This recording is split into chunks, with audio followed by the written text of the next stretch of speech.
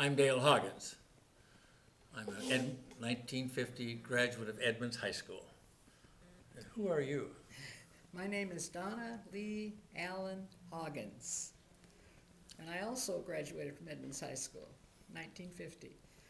We both right now live in the city of Edmonds. Are you a Washington native? Yes, I am. So am I.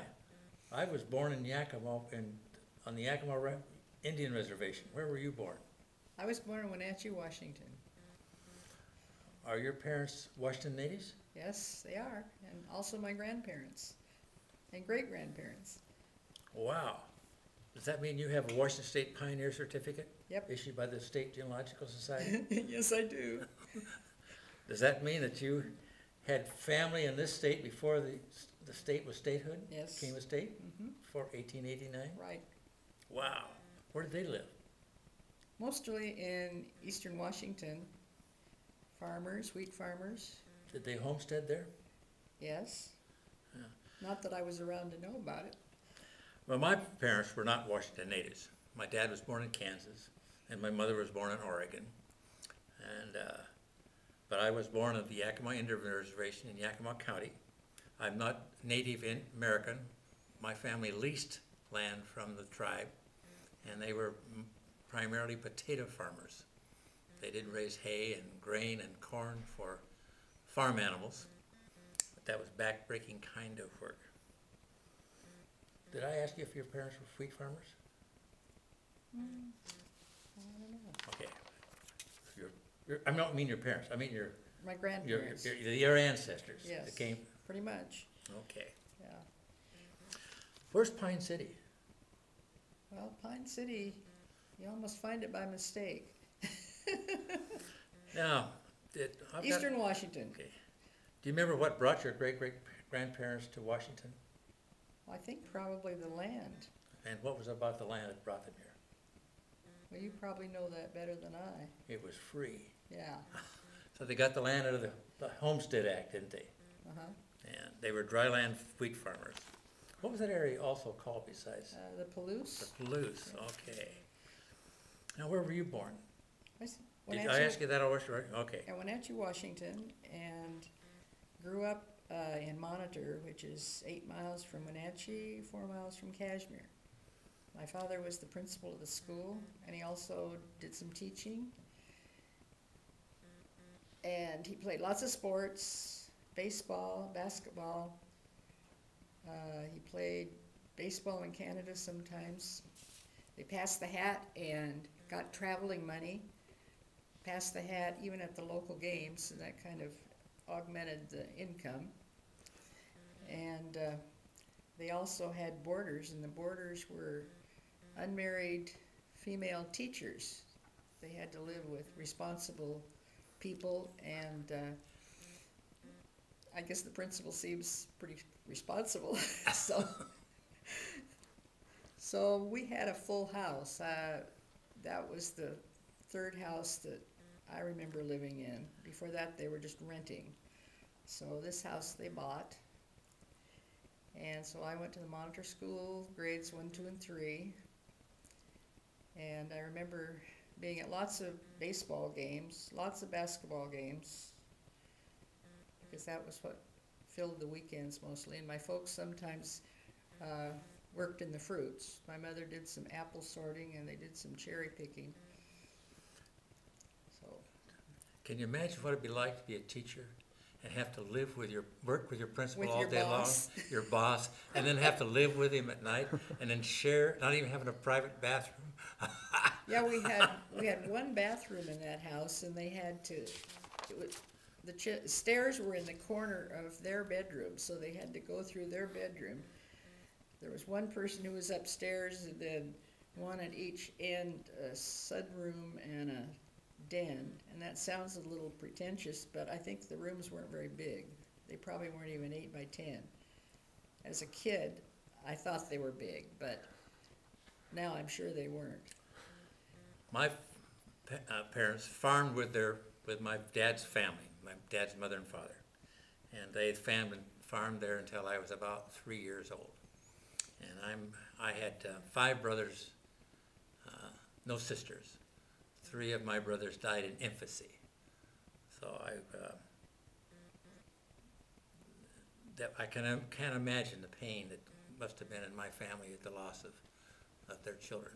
3 of them died in infancy, I said, and 1 of them died as about 40 years old. When I was about 3... 40 years old? What? You said one died. 40 years old. Who was 40 years old? Bud. Oh, you're talking about Bud, okay. Okay. Then we moved to the city of Wapato, not much of a city, but a town of Wapato. And my father and my grandfather went into the trucking business. And they hauled fresh produce and fruit to western Washington and also to Oregon and California.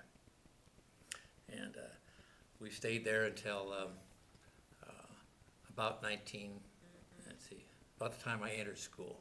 And at that time, then we moved to the Rainier Valley in Seattle.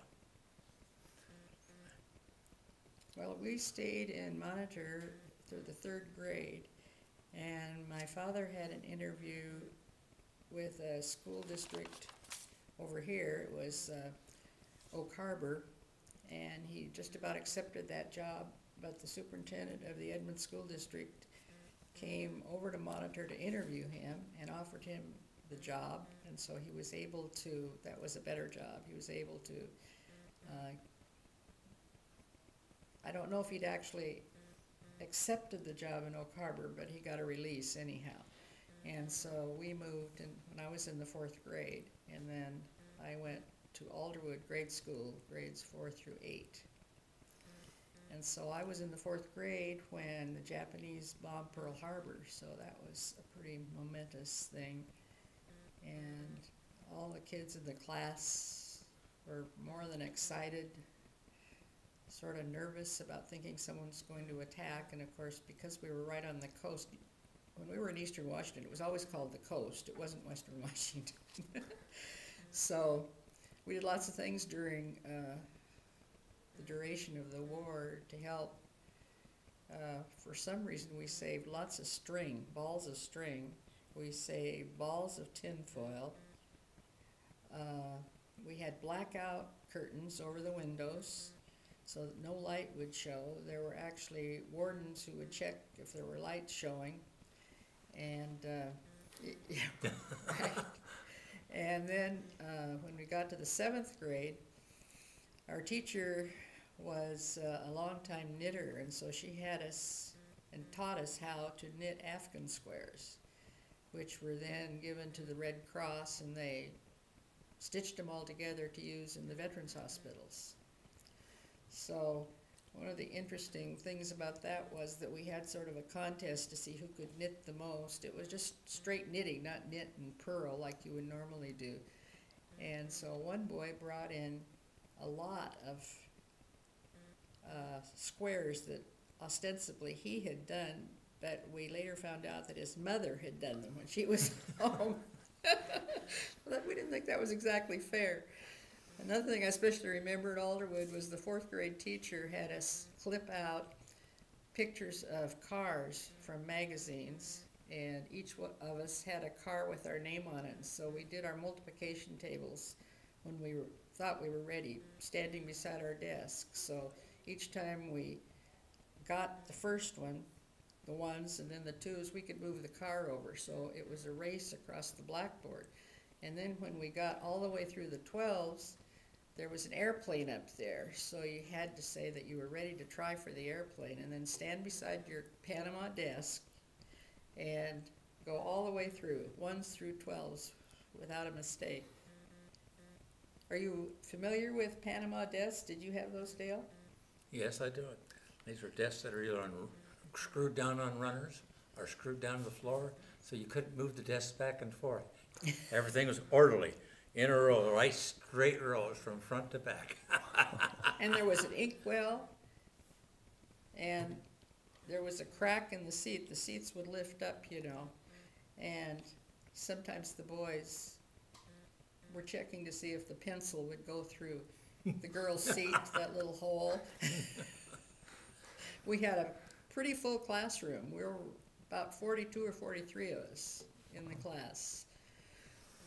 Another episode in the 4th grade was that I was home with the mumps, and everybody in class wrote me a letter, and the excitement that had happened when I was home being sick was that some of the boys got the idea to climb the ladder in the coat room up to the attic, and then they went through the attic. So I missed that occasion, but I heard all about it. I lived in the Rainier Valley, I said, prior to World War II. At that time, my grandparents lived with us. My grandmother was ill, and my grandfather was taking care of him. So there's my mother, my father, my brother, and I. And then in addition to that, we had 3 boarders. And the boarders were all had registered for the draft for World War II, although the war hadn't started. But there was the draft, though. There was this build-up beforehand. They were waiting to be inducted, and so they lived with us. One of them was my uncle, and one of them was a guy who later on, after the World War II was over, established the business called Chubby and Tubby, which is Was that on Highway 99? They had several locations, but it was a landmark place where people would go to get the value village of hardware stores. About the time I was at the end of the 2nd grade, we moved to Yakima, and we lived in Yakima when World War I was, when the Japanese bombed Pearl Harbor on December 7th. That was World War II. Or World War II. That was, for me, that was a very, one of the most significant days in my life. There's hardly a day goes by now that I don't think about how I felt on that Sunday when a newspaper boy came running down the street yelling, "Extra, extra, Japanese bomb Pearl Harbor." And even though we lived inland, we thought it had meaning for us right away. We participated, there was kind of a war effort in those days that involved citizens, the home front we were called. And so we had to do, we participated in things like scrap dives. We'd go up and down in the neighborhood in the vacant lots and find old metal, paper drives, scrap metal paper drives. Can't think of what's something else. Well, we had the tin foil and the string, Oh, and then there was rationing Oh, for yeah. gas and shoes and certain foods. food and clothing, and almost all consumer items were rationed. That means you couldn't get as much as you wanted. And you were issued coupon books that let you buy so much vegetables, so much meat each week. If you wanted something that wasn't on the list, you had to get a priority. And that was a special permit. And the permit said that you were contributing somehow to the home front effort. And in my case, I got a priority to buy a bicycle because I was a paper boy. And That was considered an important job. yeah. And so, but however, there were no new bicycles available. The only bicycles that were available were the used bicycles, even in the bicycle stores. So, Well, the manufacturing was all done for the war, for whatever the Army needed or the various branches of the service. the ladies like to have nylons. Can you tell them what the ladies did instead of having nylons? Yeah, my folks had a charge account, what was called the Bon Marché, now is Macy's, and every once in a while they'd get a shipment of nylon stockings. That was before pantyhose. But they had to take whatever size came in. And so I remember my mother putting hers on and turning the toe of the nylon stockings back about 4 inches because they were way too long for her feet. So that was one of the ways the war affected us at home. What else did the ladies do to their legs besides the, Oh, you mean painted their legs? Yeah. they painted their legs so they looked like they had stockings, Yeah. nylon stockings. Sometimes even, in those days there was a seam in the back, and so they'd even draw a seam on their legs to look like they were wearing them.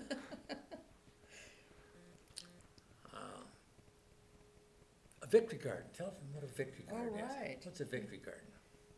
Well, it was just a a garden that you used at your own home, easily grown things like carrots and cabbage. Carrots could stay in the ground even when it froze, and you could pull them up when they were ready, and everybody pretty much tilled their own land. The idea was that if you grew food, as much food as you could at home, then that'd make more food available for the military and overseas. Took some of the pressure and off. all that kind of stuff. I remember I lived at the time. I mentioned we lived in Yakima when the war started. Okay, I can remember going by a field one time and seeing all these guys out in the field hoeing, and I wondered how come there are so many people working, because young kids, grade school, high school, junior high and high school kids were recruited as farm laborers. Turned out that these guys were German POWs. So they were captors, prisoners of war, brought to the United States. There was a big POW camp in Idaho. Did they all have uniforms? They were all dressed alike, yeah. I wouldn't call them uniforms exactly. And they were hired out to farmers, local farmers. Some of these POWs lived in their homes, and they were paid a small wage, but Like what? 10 10 cents an hour, 25 cents an hour kind of stuff. But then they had to pay for their board and room too. They didn't have much left, I can imagine. When you moved to Alderwood, where did you live? Well, first we lived on what is now 196th. In those days it was called the Alderwood Edmonds Road. I always saw Alderwood first because Alderwood is where I live. It's about where the Kentucky Fried Chicken is now on 196th. And we lived there a year, at least I remember a year, but apparently my parents were evicted because the owners of the place that they were renting wanted to raise the rent when the war started. There was a lot of competition for places to live, and but they couldn't raise the rent as long as that was price control then. So they had to get my folks out and have a family member living there for a period of time, and then they could raise the rent for the next person who came along to rent it. So from there we moved to a little house on Beach Road that's now part of Alderwood Mall Parkway, or Near the bus garage. yeah, Edmond School District Park or bus garage. And we had just enough property to have a cow there, and so that was another year. And then my folks bought this place up near Martha Lake when I was in the 6th grade. And let's see, 4, 5, 6, yeah. And it's on, it was just the Martha Lake Road, but now it's 164th. And it was Ash Way. Maybe I ought to describe where Alderwood Manor was. Generally, Alderwood Manor is everything in Edmond School District east of Highway 99 and west of the Bothell Highway, and beginning at the King County line and going north to 148th Street.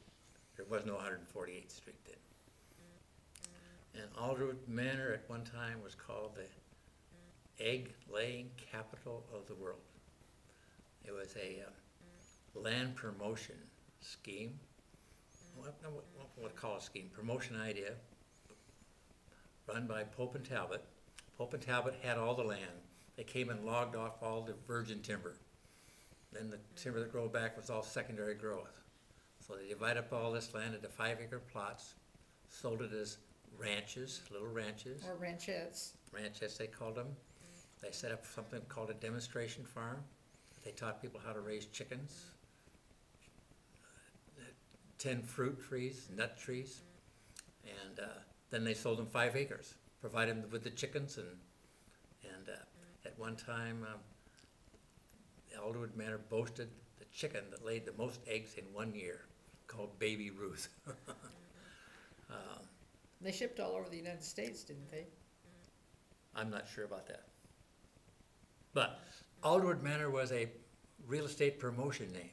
There was, and Alderwood was called Alderwood because that's mostly what the second growth was the Alderwood tree. And because it was a real rural area compared to the west side of the Highway 99, which is more urban, we had a nickname. And almost everybody had animals, farm livestock, chickens and pigs and horses and cows and goats and name them all. People had all these kinds of things. And not only did people make a living off these homes, these 5 acres, but most cases they were supplementing the income. It's like having a part-time job. But because there were so many farm animals, the kids from Alderwood Manor, Alderwood Manor got the nickname of Alderwood Manure. That was mostly the Edmonds kids. So, Ballings. the Alderwood, there were several distinct areas. One was Alderwood Manor, the city of Edmonds to begin with, town of Woodway, or at least what became the town of Woodway, the unincorporated areas of Esperance and Meadowdale.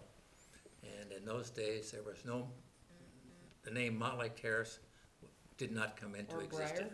Or Briar had not even been thought of. Or Mill Creek even at that time wasn't even in existence. Beginning in 1946, beginning post-World War II, and there was lots of growth in this area.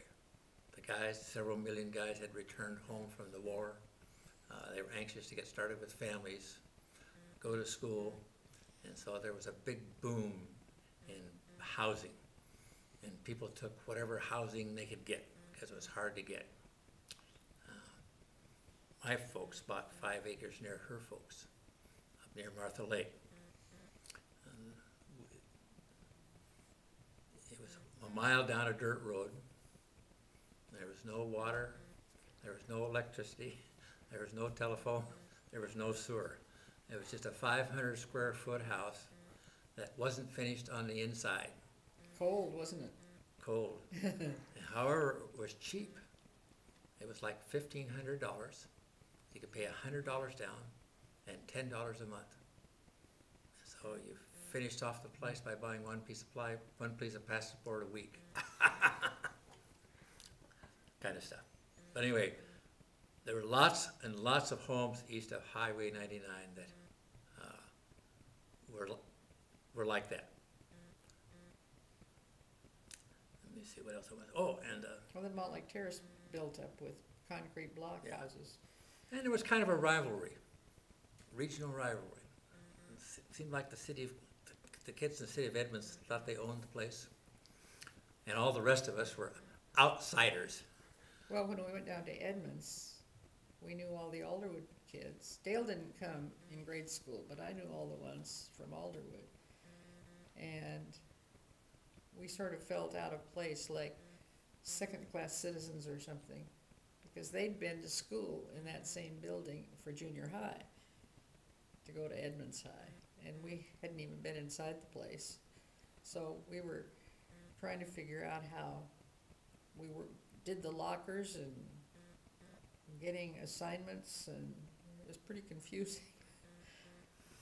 And Dale came as a freshman, and he was even more remote or more left out of things because he didn't have any buddies from Alderwood or anyplace else. I moved in the summer of 1946 before school started, like about August. So I knew one person in my neighborhood. I didn't know a single soul in the school.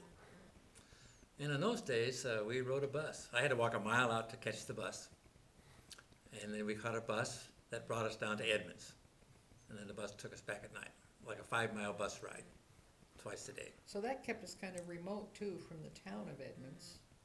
What was the exciting thing on Sunday? What was the big event on Sunday in your family? Oh, my family always went down to the Princess Theater in Edmonds to go to the movies. And it was always unusual to see another car because there's so little traffic on what is now 196. So when we would see a car, you know, we were always looking to see what's the make, what kind of a car is that? Because it was exciting. What did the high school kids do on Friday nights? Well, there was the canteen. What was a canteen? The canteen was in the Masonic Temple. And A chaperone or two, what went on there? mostly dancing. Mostly yeah, dancing, right. okay. At least we called it that. You remember what the last tune was every year? Before the time to go home? The only thing I could think of was Good Night Irene or Good Night Good Night Sweetheart. I don't think that was it. What was it? There was a Not the- there was a Not our suspicion. school song. There wasn't a lot for kids to do, and so it's Friday night basketball games, Friday night football games, and then generally there was nothing to do afterwards. So some, like kids do, they find mischief, and so this was the community's answer to juvenile delinquency. But we was had to give very- them something to do on Friday nights. We had very few cars though, too. Not many kids had cars. When you got your first television set, how big was the screen? Do you remember the diagonal measurement? Yeah, it was the kind like this. It was curved. And it was Kukla, Fran, and Ollie. Puppets. The diagonal measurement of the screen was 9 inches. And, How and, many TV stations did you have? With selections? It was one to start, but I think maybe there were about 3. By the time we graduated from high school? Was the TV on after midnight? Probably not. How did I remember the King logo on there when they signed off. When they signed off, what happened, what music was played every night at 12 o'clock? I don't know if I was up at 12. If you were up at 12 o'clock, they played the Star Spangled Banner. Oh. That was good night.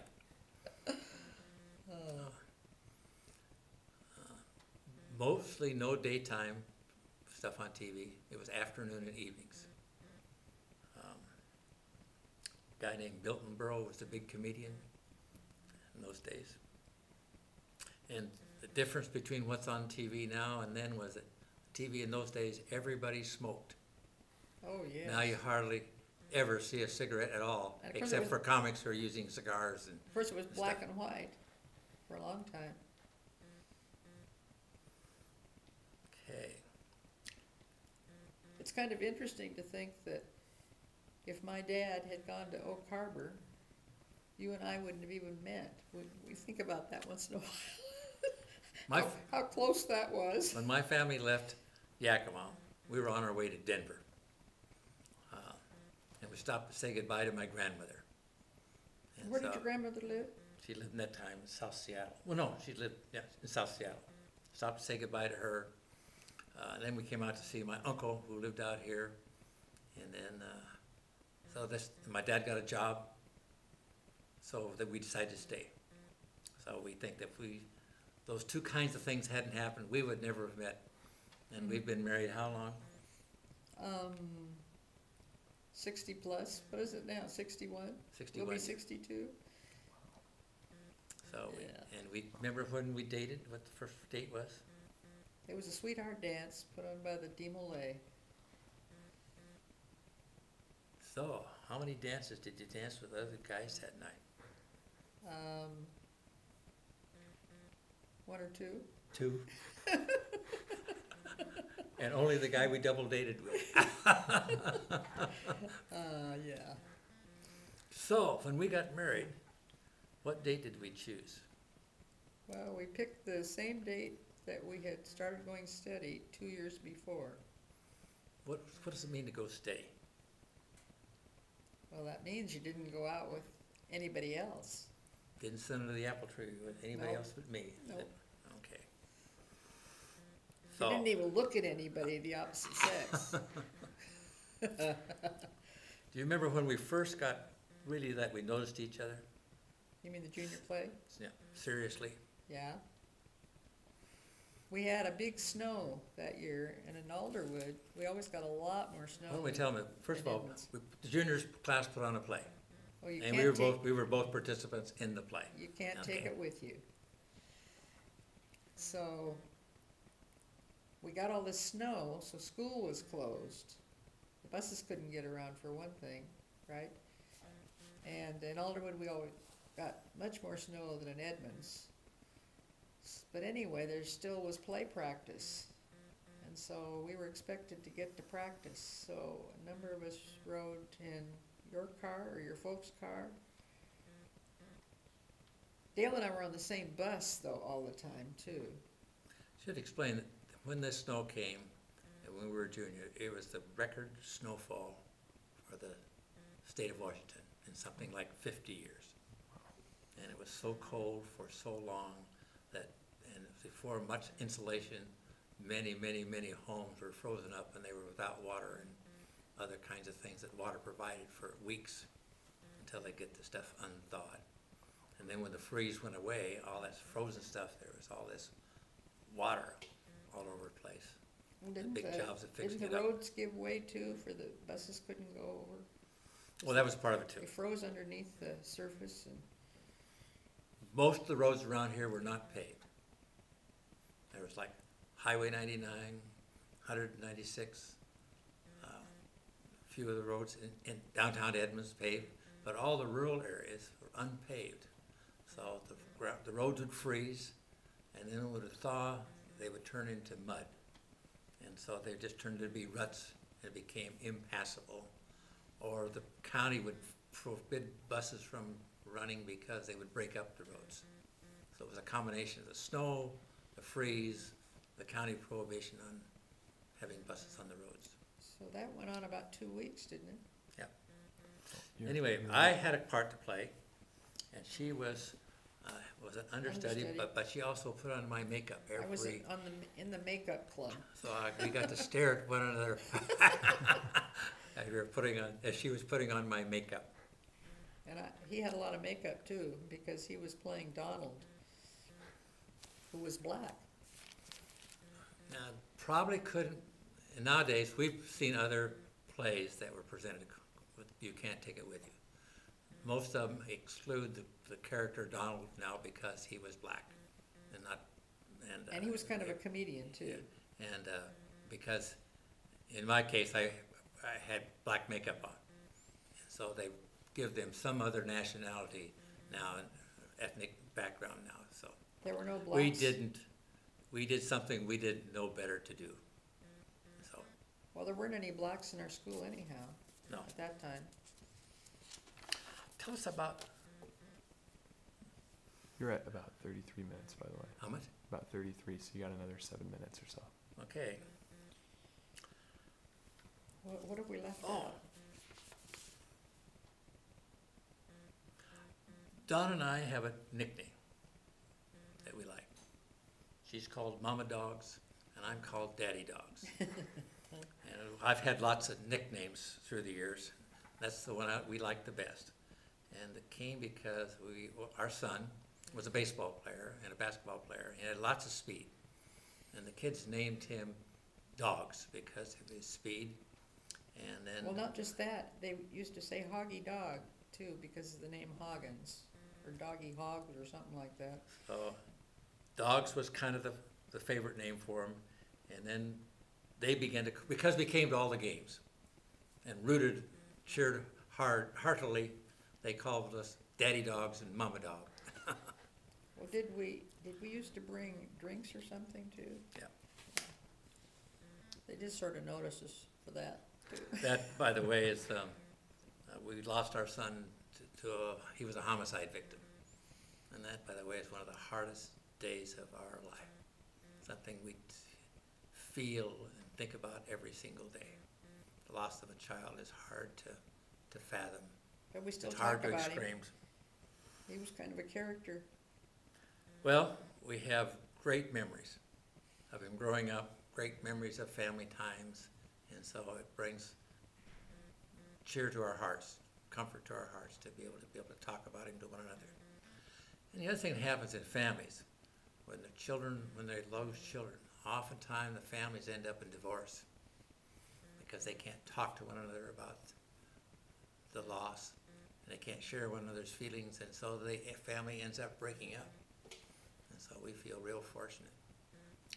We went to a grief counseling session, and it was kind of a group where we sat around and shared feelings and thoughts. And the thing that struck me about that group we were a part of was that I knew somebody, and I knew one of the adults, usually they were husband and wife. I knew all the adults, or most of the adults, or knew of their children. So some way I had personal contact.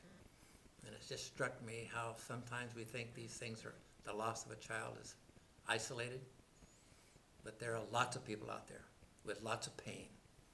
And you see these incidents where children lose their lives for whatever circumstances every single day. And so it's just a lot of pain out there. But we're glad we've got each other. We've had each other. Yeah, we're stuck with each other. Oh, tell us about sports in high school. What did you do in sports in high school? Oh, you mean when I turned out for Yeah. sports? Well, I was pretty fast too. Actually, my folks and this was back when my brother and I were kids, went to Old Settlers Picnic at Halls Lake, and they had a foot race for every level. The women, the men, the boys, the girls, and each of us won in each of our races, so the whole family was pretty fast. So in high school, when I turned out for sports, there was one girl who was always the winner in all the 100-yard dashes, and I beat her. One time. So that was my crowning glory. What was different about girls' sports then and today? Well, we couldn't play against other schools. We just had to play,